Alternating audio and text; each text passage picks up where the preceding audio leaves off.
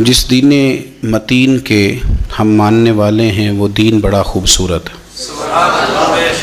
دین بڑا آسان ہے اور بڑا سیدھا سادہ ہے۔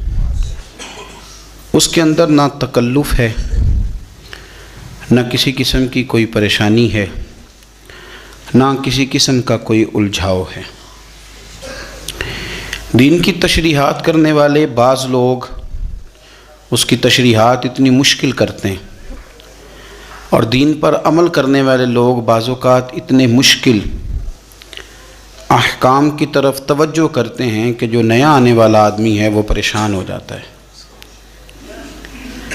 کچھ چیزوں کو اتنا مشکل بنا کر پیش کیا جاتا ہے کہ اگر کسی کو بطور مبلغ کے دعوت دین دی جائے تو وہ ڈر جاتا ہے کہ میں اتنا مشکل کام کس طرح کر کے کروں گا۔ میرے نبی کریم صلی اللہ علیہ وسلم کے بارے میں صحیح بخاری شریف میں جو لفظ سیدہ عائشہ صدیقہ رضی اللہ تعالی عنہا سے مروی ہیں، اس میں حضرت عائشہ صدیقہ فرماتی ہیں، اور کثیر محدثین نے اس کو نقل فرمایا ہے، کہ نبی پاک صلی اللہ علیہ وسلم کو اگر دو چیزوں میں سے اختیار دیا جاتا اپنی امت کے لیے کسی چیز کو اختیار کرنے کا، تو رسول پاک صلی اللہ علیہ وسلم ان دونوں چیزوں میں سے جو آسان ہوتی تھی اپنی امت کے لیے اسے اختیار فرمایا کرتے تھے۔ اور سرور کائنات صلی اللہ تعالی علیہ وآلہ وسلم نے جب لوگوں کو بھیجا مختلف علاقوں کے اندر، بعض گورنر گئے، جیسے کہ یمن کے اندر حضرت معاذ ابن جبل گئے، مولا علی شیر خدا گئے، جب مجاہدین گئے تو نبی پاک صلی اللہ علیہ وسلم نے ان سے فرمایا تھا کہ لوگوں کو خوشخبریاں دینا، نفرت نہ دلانا، لوگوں کو دین کی خوبیاں بتانا، دین کے قریب کرنا، دین سے دور نہ کرنا۔ اللہ تبارک و تعالیٰ نے قرآن مجید کے اندر بہت ساری چیزیں بیان کی ہیں، ہر چیز پر مر مٹنے کو دل کرتا ہے، لیکن ذرا اس آیت کا بھی ذائقہ لیجئے گا جو میں نے سورہ بقرہ کی آیت نمبر 185 کا ایک حصہ تلاوت کیا، اس کا بھی ذرا ذائقہ لیجئے گا کہ حکم دینے والا رب کیا فرماتا ہے، دین بھیجنے والا مالک کیا فرماتا ہے۔ اس آیہ مبارکہ کا جو حسن ہے وہ میرا خیال ہے کہ اگر ہم اس کو سمجھ لیں تو شاید کئی راتیں ہمارے کلیجے کو یہ آیت ٹھنڈا رکھے، اور ایک بار پڑھنے کے بعد ہو سکتا ہے کہ درجنوں دنوں تک اس کا ذوق ہمارے دل میں سلامت رہے۔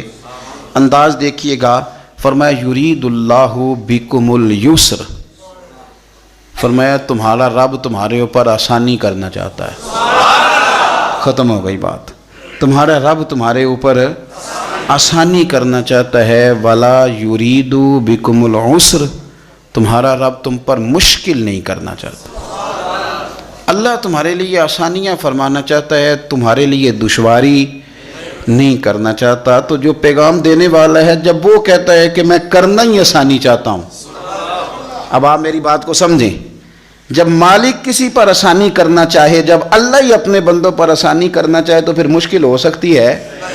فرمایا میں چاہتا ہوں تم پر آسانی کرنا، تم پر مشکل کرنا نہیں چاہتا۔ دین بڑا آسان ہے، دین بڑا واضح ہے، دین بڑا خوبصورت اور کھلا ہوا ہے اور سیدھا ہے۔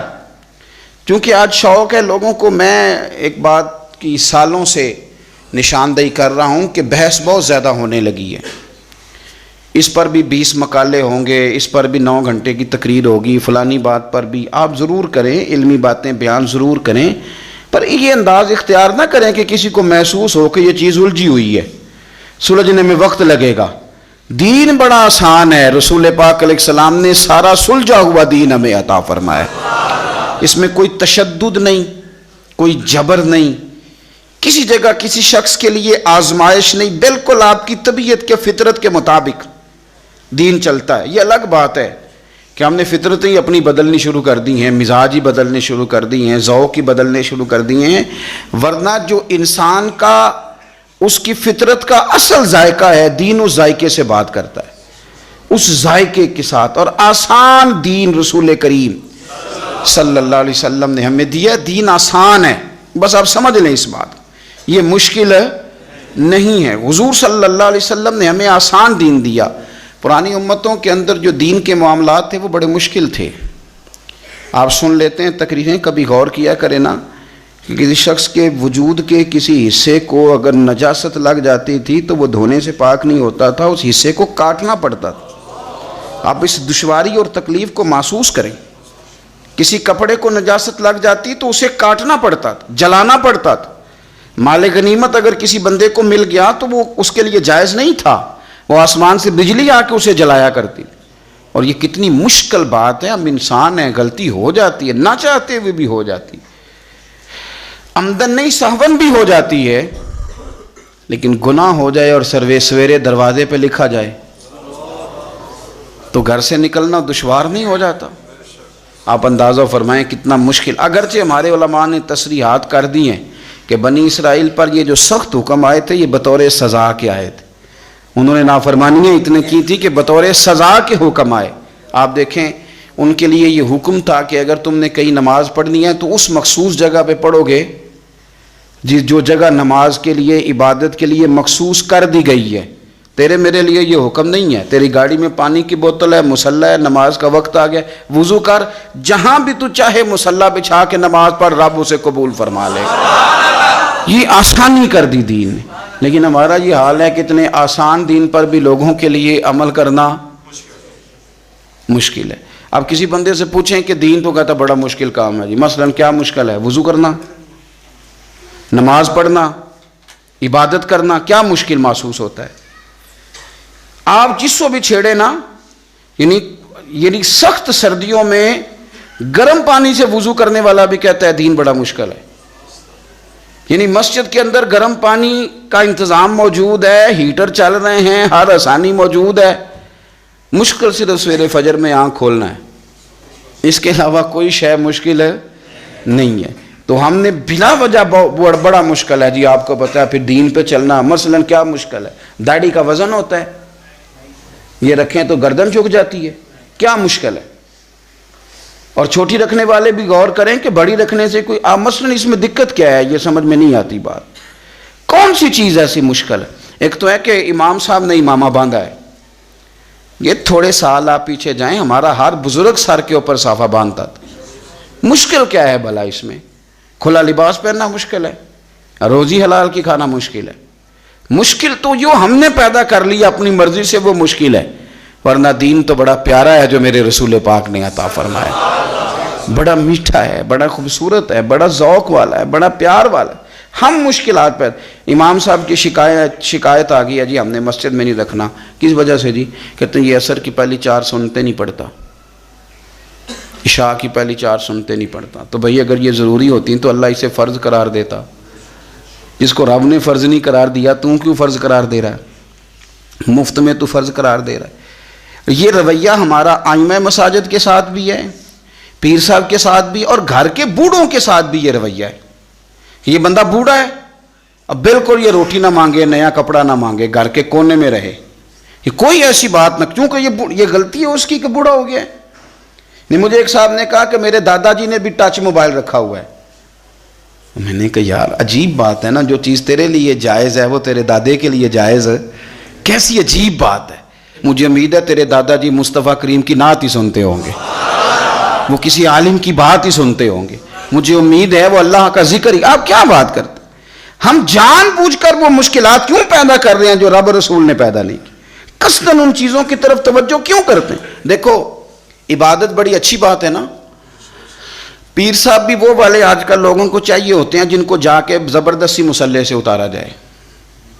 وہ والے پیر صاحب لوگوں کو درکار ہو, کہتے ہیں ہر وقت. اور میں نے دیکھے ہیں کچھ لوگ اس طرح کے ہیں, بڑی پگڑی باندھو, اس کے اوپر ایک چادر بھی لو اور کسی کونے میں بیٹھ جاؤ, اور جب کوئی ملنے آئے تو تسبیح بھی پکڑ لو, تو اس سے ذرا پیری مریدی صحیح چمکتی ہے.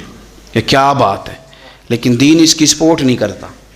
میرے رسول پاک جی تو نے تو تسبیح پکڑ لیا نا کہ کوئی ملنے آیا تو پتہ چلے میں بڑا صوفی آدمی ہوں. اور میرے نبی پاک کا طریقہ کیا ہے؟ کوئی انتظار کر رہا ہوتا تھا تو حضور نماز بھی مختصر فرما دیتے تھے, فرماتے تھے بعد میں پڑھ لوں گا, اب یہ ملنے آیا اسے وقت کی ضرورت ہے. اب میری بات کو سمجھیں, دین نے جو آسانی دی ہے, بخاری مسلم میں حدیث ہے, نبی پاک صلی اللہ تعالیٰ علیہ وسلم کے نا کچھ صحابہ شوق عبادت میں، کچھ متشدد لوگ بھی ہوتے ہیں نا، شوق عبادت میں وہ آ گئے اور حضور صلی اللہ علیہ وسلم کی ازواج مطہرات سے آ کے پوچھا کہ بتائیں نبی پاک نماز کیسے پڑھتے تھے۔ اب وہ اس شوق میں آئے تھے کہ ہمیں پتہ چلے گا کہ حضور ساری رات مصلی پہ رہتے ہیں، اگرچہ بعض احادیث میں یہ ملتا ہے لیکن وہ کبھی کبھار ہوتا تھا۔ ان کا خیال تھا کہ ہمیں ملنا چاہیے، حضور ساری رات نماز پڑھتے تھے تو ہم بھی ساری رات پڑھیں۔ ایک ذہن بنا لیا جاتا ہے نا، اور بعض لوگ سمجھتے ہیں کہ میں نے تھوڑا سا نا 2 قدم بڑھ کے زیادہ نیک بننا ہے۔ آ کے پوچھا، یہ سیاستہ میں حدیث ہے کہ حضور کتنی نماز پڑھتے تھے، تو مومنوں کی ماؤں نے کہا کہ نبی پاک عشاء پڑھ کے آتے تھے، آرام کرتے تھے، تہجد کے وقت اٹھ کے نفل پڑھتے تھے۔ اب بھی یہ بات سننے کے بعد بھی انہوں نے مشورہ اور کرنا شروع کر دیا۔ پہلے گئے کہ معلومات کرتے ہیں، جس طرح حضور نماز پڑھتے تھے ہم بھی اسی طرح پڑھیں گے۔ اب جب جواب ان کی مرضی کا نہ آیا، اب انہوں نے کیا کہا، کہنے لگے جناب حضور کے صدقے تو اللہ نے اگلے پچھلوں کے گناہ معاف کر دیے، وہ تو پیغمبر ہیں، رسول ہے، معصوم ہے، ہم تو گناہ گار ہیں، حضور تو تھوڑی بھی پڑھیں تو ٹھیک ہے، ہمیں زیادہ پڑھنی چاہیے۔ ایک کہنے لگے میں ساری رات نفل پڑھوں گا، دوسرے کہنے لگے میں تو ہر روز روزہ رکھا کروں گا، تیسرے نے کہا کہ میں شادی نہیں کروں گا، اکیلا ہی رہوں گا، عبادت ریاضت میں رہوں گا۔ اللہ کے رسول صلی اللہ علیہ وسلم نے بات سن لی، اور حضور نے بات سن کے بڑے ٹھنڈے اور بڑے میٹھے انداز میں فرمایا، میں تم سب سے زیادہ رب کو جانتا ہوں اور میں تم سب سے بڑھ کر اپنے رب سے ڈرتا ہوں۔ فرمایا میں عبادت بھی کرتا ہوں، آرام بھی کرتا ہوں، میں نکاح بھی کرتا ہوں اور عبادت بھی کرتا ہوں، میں اللہ کی بارگاہ میں بھی حاضر ہوتا ہوں اور حقوق العباد بھی ادا کرتا ہوں۔ فرمایا یہی میری سنت ہے، اس کو اپناؤ گے تو میرے طریقے پہ چلو گے، اور جس نے میرا طریقہ چھوڑ دیا اس کا میرے ساتھ کوئی تعلق نہیں ہے۔ عبادت میں شدت کرنے سے حضور نے منع فرمایا۔ میرے بھائی نبی پاک صلی اللہ علیہ وسلم نے ہمیں آسان دین عطا فرمایا ہے، مشکل نہیں، آسان دین۔ حضرت عبداللہ ابن عمر رضی اللہ تعالیٰ عنہ بڑے نیک آدمی، حضور نے خود کہا بڑے نیک آدمی، انہوں نے ایک دفعہ فیصلہ کیا کہ میں نے روز روزہ رکھنا ہے، ہر روز روزہ۔ آپ تھوڑا سا اس کو سمجھیں کہ اگر بابا جی روز روزہ رکھیں گے تو انہوں نے تو نفل روزہ رکھنا ہے، لیکن جس ان کی بہو نے بیچاری نے رات اٹھ کے بچوں کو دودھ بھی پلانا ہے، ایک دفعہ وہ سحری میں اٹھے گی ان کے اللہ خیر کرے روزے کے لیے، پھر اٹھے گی بچوں کو ناشتہ بنانے کے لیے۔ بابا جی چاہے فجر پڑھ کے 11 بجے تک سوئیں، مشکل ہوتی ہے کہ نہیں ہوتی؟ تو حضرت عبداللہ ابن عمر رضی اللہ تعالیٰ عنہ نے ارادہ کیا روز روزہ رکھوں گا، اور وہ رکھنے لگے۔ یعنی روزہ رکھنے کی بھی کوئی شکایت ہوتی ہے، لیکن ان کے گھر والوں نے شکایت بھیجی کہ حضور روز روزہ رکھتا ہے۔ حضور نے بلایا اور میرے نبی پاک صلی اللہ تعالی علیہ وسلم فرمانے لگے تمہیں پتہ ہے ایک نیکی پر اللہ 10 کا اجر دیتا ہے؟ یا رسول اللہ دیتا ہے۔ فرمایا تم مہینے میں نہ 3 روزے رکھا کر، ایک روزے پر اللہ 10 روزوں کا ثواب دے گا، تو 3 رکھنا پورے مہینے کا ثواب مل جائے۔ حضور صلی اللہ تعالی علیہ وسلم نے فرمایا کہ 3 روزے رکھ لیا کر، اللہ 30 کا ثواب دے گا۔ حضرت عبداللہ ابن عمر بعد میں پچھتایا کرتے تھے، فرماتے تھے مجھے اس پر اکتفا کرنا چاہیے تھا، لیکن میں نے عرض کیا اور ادب سے عرض کیا، میں نے کہا یا رسول اللہ میں اس سے زیادہ بھی طاقت رکھتا ہوں۔ تو نبی پاک نے فرمایا چل ٹھیک ہے 2 دن چھوڑ کے 1 دن روزہ رکھ لیا کر۔ میں نے عرض کی یا رسول اللہ صلی اللہ علیہ وسلم میں اس سے زیادہ بھی طاقت رکھتا ہوں۔ تو رسول کریم صلی اللہ علیہ وسلم نے فرمایا پھر حضرت داؤد علیہ السلام کے طریقے پہ عمل کر، 1 دن روزہ رکھ لے، 1 دن افطار کر لے۔ کہتے میں نے کچھ اور بھی عرض کیا تو حضور نے فرمایا بس کر، میں نے تمہیں وہ چیز بتائی ہے جو تمہارے لیے بڑی خیر والی ہے، اب اس سے آگے بڑھنے کی ضرورت ہے۔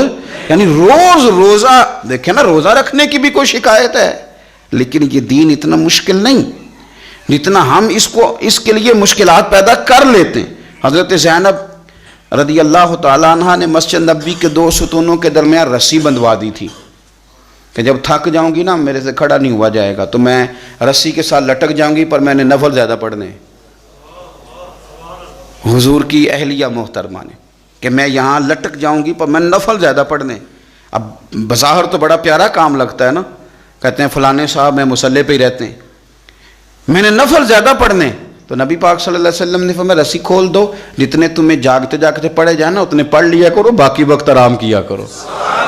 یہ دین اس طرح آپ اس کے تقاضوں دیکھیں، ہم نے نا اتنا مشکل کر دیا اور اتنا مشکل کر دیا. ہم نے بزرگوں کی باتیں آپ کو بتائی ہیں کہ وہ 40 سال عشاء کے وضو سے فجر پڑھتے تھے، پر وہ مستحب عمل ہے، وہ فرض نہیں ہے، وہ واجب نہیں ہے. اس کا یہ معنی نہیں ہے کہ اب آپ کہیں کہ یہ چونکہ ساری رات پڑھنے پڑتے ہیں، 40 سال پڑھنے. مجھے ایک صاحب کہنے لگے میں نے سنا ہے کہ تہجد شروع کر لو تو پھر ہمیشہ پڑھنی پڑتی ہے. ہم نے ذہن بنا لیا ہے کہ یہ بات اگر یہ ہو گئی تو پھر خرابی ہو جائے. اس طرح نہیں ہے. آپ دین کے مزاج کو سمجھیں. یعنی عمرہ کر لیا تو اب حج فرض ہو گیا ہے. تو جس بندے کے پاس قرضہ اتارنے کو پیسے نہیں، اس پر حج کیسے فرض ہو گیا؟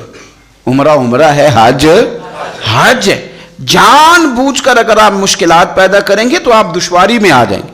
دیکھو، نماز بھی پڑھیں تو کچھ دیر پڑھیں، کچھ دیر آرام کریں، اور روزہ بھی رکھیں تو ایک دن رکھیں اور ایک دن آرام کریں. پھر میرے رسول پاک صلی اللہ علیہ وسلم نے آئمہ مساجد کو حکم دیا، فرمایا جب لوگوں کو نماز پڑھاؤ تو مختصر پڑھاؤ، اور جب تم نے خود پڑھنی ہو تو جتنی مرضی لمبی پڑھو. خود پڑھنی ہو تو حضرت معاذ ابن جبل رضی اللہ تعالیٰ عنہ حضور سید عالم صلی اللہ علیہ وسلم کے ساتھ وہ کھڑے ہوئے نفل کی نماز میں، تو دیکھا کہ سرکار نے پہلی رکعت کے اندر سورہ بقرہ کی تلاوت کی. اب وہ ایک مسجد کے امام تھے، وہاں جا کے انہوں نے بھی پہلی رکعت میں سورۃ بقرہ پڑھنی شروع کر دی.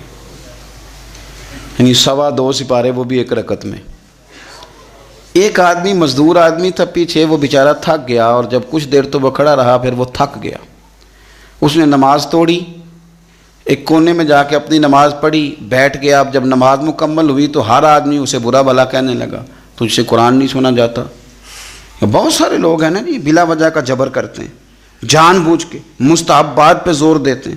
میں نے ایک ایسے صاحب کو بھی دیکھا جو کہنے لگے جی فلانا عالم بعمل ہی نہیں. وجہ کیا اس کی؟ کہتے ہیں امامہ نہیں باندھتا. کیا بات کرتے ہیں آپ نے سارے عمل کا نام پگڑی باندھنا رکھ دیا ہے. اس طرح کا کام نہ کریں آپ. اگر وہ بندہ متقی پرہیزگار ہے، وہ اللہ کے حرام کردہ چیزوں سے بچتا ہے، رب سے ڈرتا ہے، تو ایک امامے کے تو معاملات اور طرح کے بھی ہو سکتے ہیں. مجھے الرجی ہو گئی ہے بڑے عرصے سے، میں دیر تک امامہ نہیں باندھ سکتا، میرے لیے مشکل ہے. تو اب یہ کہ آپ کوئی فتویٰ دیں گے کسی شخص پر، اب اپنی مرضی کا تو نہ مذہب بنائیں. مذہب اسلام آسان ہے. دین اسلام نے سر پہ امامہ باندھنا فرض قرار نہیں دیا، اس کو سنت رکھا. تو جب دین نے سنت رکھا ہے تو صاحب آپ کیوں اسے فرض کہہ رہے ہیں؟ نبی پاک صلی اللہ تعالیٰ علیہ وآلہ وسلم کے صحابی حضرت معاذ ابن جبل کے پیچھے وہ نماز پڑھنے والے بندے نے کیا کیا؟ اس نے نماز توڑ دیا، اپنی پڑھ لی، لوگ برا بھلا کہنے لگے. اب وہ شخص اکیلا تھا، پریشان ہو گیا. اب اس کے اندر تو کچھ اور تھا نہیں، تھکا ہوا تھا. اس نے کہا یار تم نے مجھے بہت تکلیف دی، میں اب حضور کی بارگاہ میں جاؤں گا. جا کے عرض کی یا رسول اللہ صلی اللہ علیہ وسلم، میں اونٹ چرانے والا آدمی ہوں، میں تھک جاتا ہوں، تکلیف میں ہوں. معاذ ابن جبل ہمیں نماز پڑھاتے ہیں، اور بڑے پیارے صحابی حضرت معاذ ابن جبل، لیکن فرماتے ہیں حضور اتنی لمبی نماز پڑھائی کہ میں تھک گیا، اور پھر میں نے اپنی نماز پڑھی، اور نماز پڑھ کے حضور میں بیٹھ گیا، لوگ مجھے برا بھلا کہہ رہے ہیں. حضرت ابو مسعود انصاری رضی اللہ تعالیٰ عنہ فرماتے ہیں میں بھی اس جماعت میں شریک تھا، میں نے حضور کو اتنے غصے میں کبھی نہیں دیکھا. فرمایا بلاؤ نا معاذ ابن جبل کو. حضرت معاذ ابن جبل آئے تو حضور فرمان، یہ لفظ ہیں حدیث کے، حضور فرمانے لگے کس نے اجازت دی اتنی لمبی نماز پڑھانے کی؟ کس نے تمہیں اجازت دی؟ فرمایا میں لوگوں کو دین کے قریب کرتا ہوں، تو دور کرتا ہے.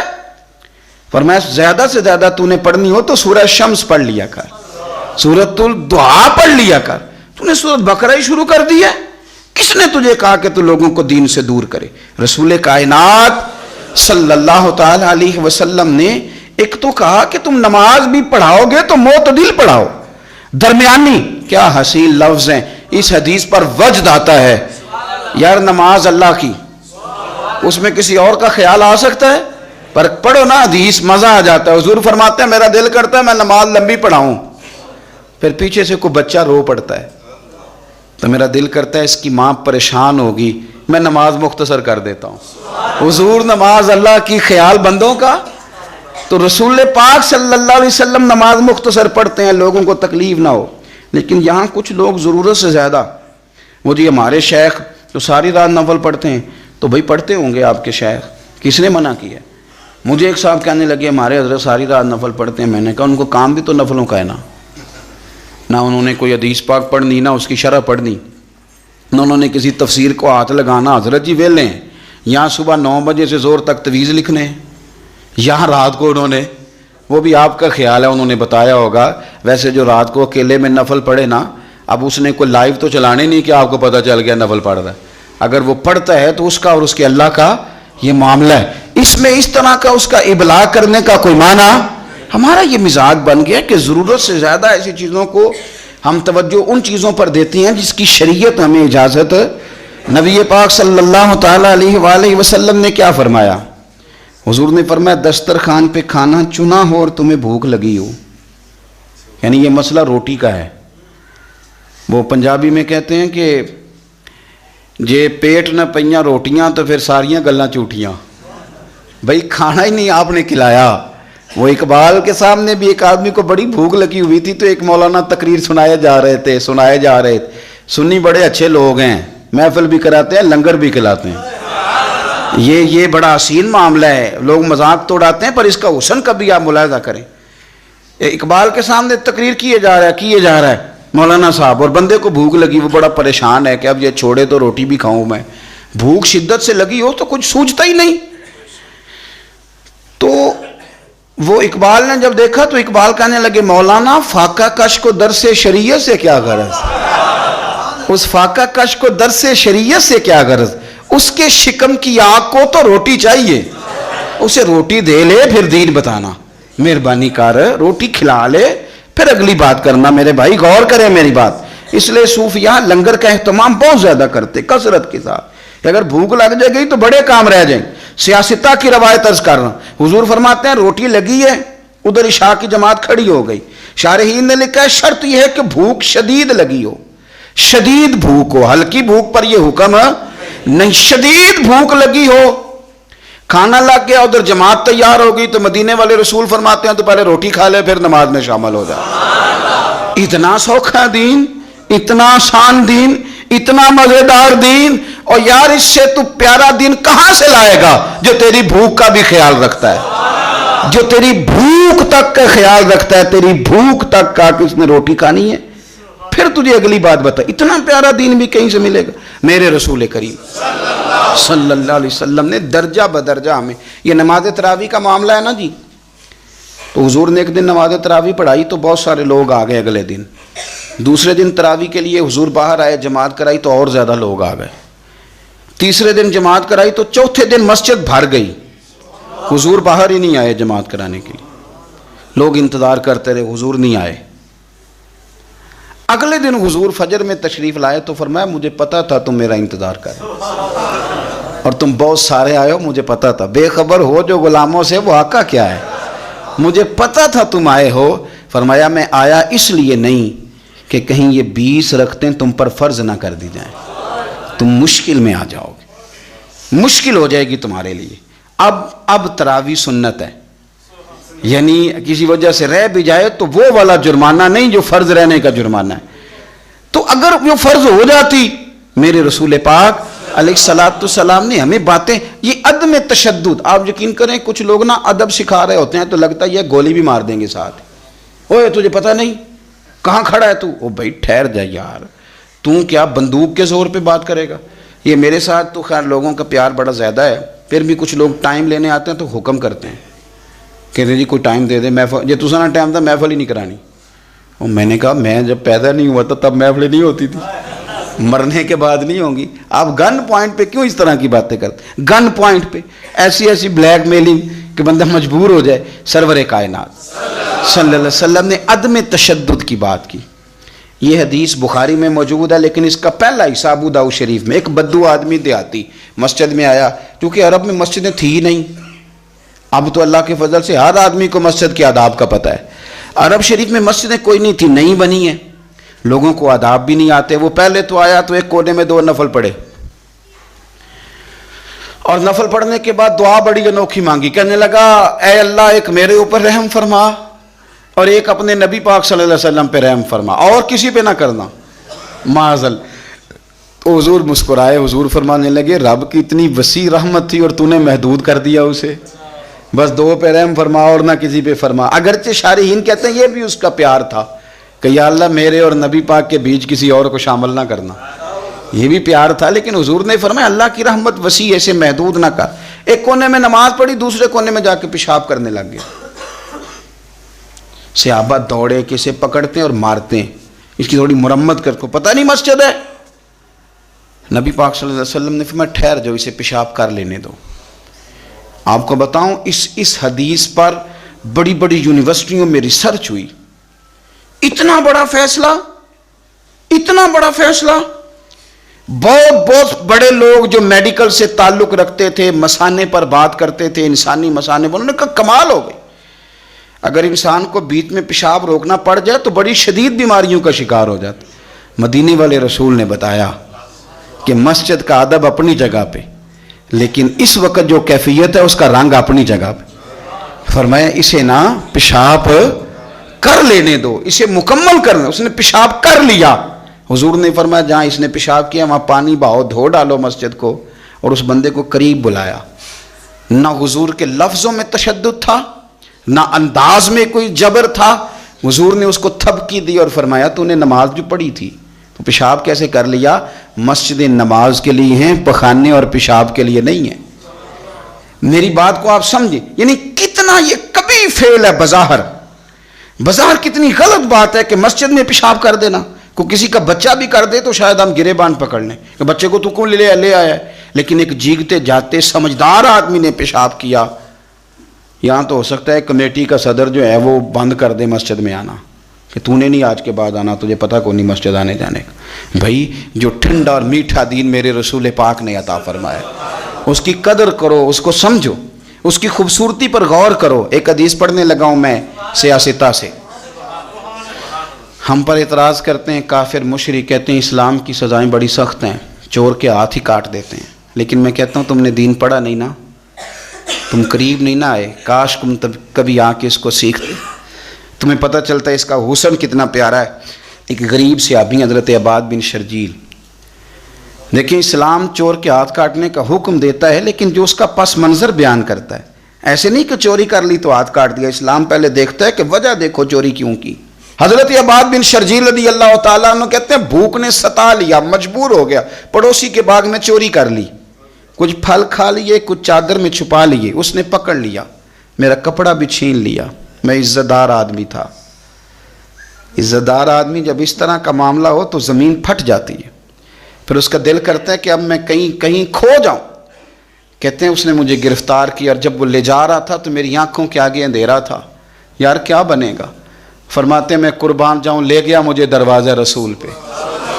اور اس نے جب کوئی بات سناتا ہے تو اپنے رنگ میں سناتا ہے نا.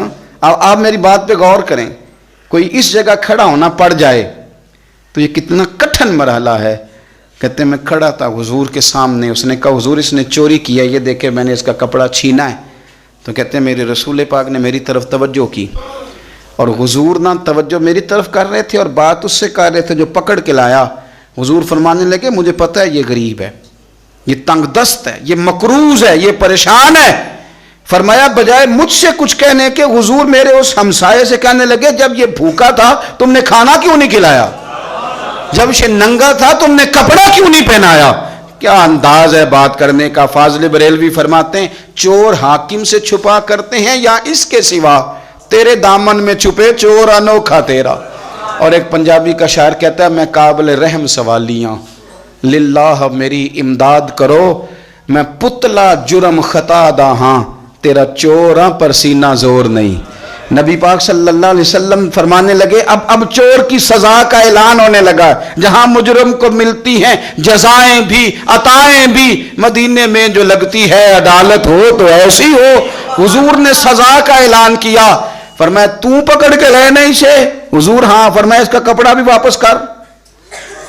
کہ میرا کپڑا واپس کیا. حضور فرمانے لگے تمہیں پتہ ہے نا غریب ہے، مجبور ہے. حضور ہاں. فرمایا اب ایک اونٹ پورا مال کا بھر کے اسے تحفے میں دے.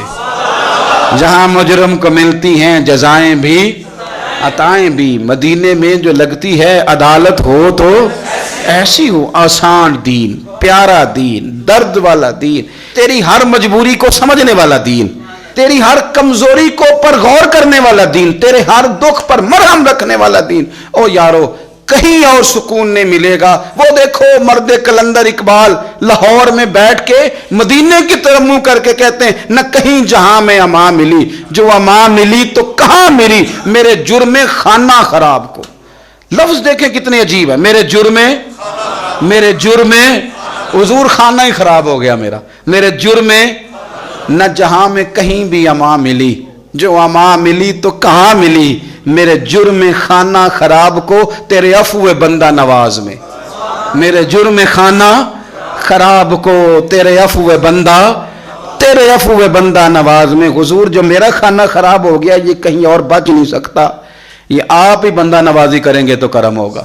میرے جرم خانہ خراب کو تیرے عفو بندہ نواز میں۔ اور فاضل بریلوی فرماتے ہیں میں مجرم ہوا کا مجھے ساتھ لے لو، میں مجرم ہوا کا مجھے ساتھ لے لو کہ رستے میں ہیں جا بجا تھانے والے۔ حضور بڑے بڑے ایس ایچ او بڑے بڑے تھانے والے بیٹھے ہیں، پکڑ لیں گے کیونکہ مجرم جو ہوا، بچیں گے کیسے؟ سونے تو ساتھ لے لینا، ہمیں ڈر آتا ہے۔ میں مجرم ہوا کا مجھے ساتھ لے لو کہ رستے میں ہیں جا بجا۔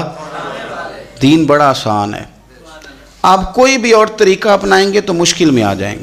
کوئی بھی دنیا داری کا، برادری کا، قبیلے کا کوئی بھی اور طریقہ اپناؤ گے الجھ جاؤ گے۔ بچنا ہے، ٹھنڈا رہنا ہے، میٹھا رہنا ہے، زندگی کو آسان کرنا ہے، مرنے کو آسان کرنا ہے، آخرت کو آسان کرنا ہے، تو میرے نبی نے جو آسان دین دیا اس دین پر عمل کرنا شروع کر۔ آسان دین حضور نے ہمیں عطا کیا۔ اللہ تعالیٰ توفیق عمل عطا فرمائے۔ آخر دعوانا ان الحمدللہ۔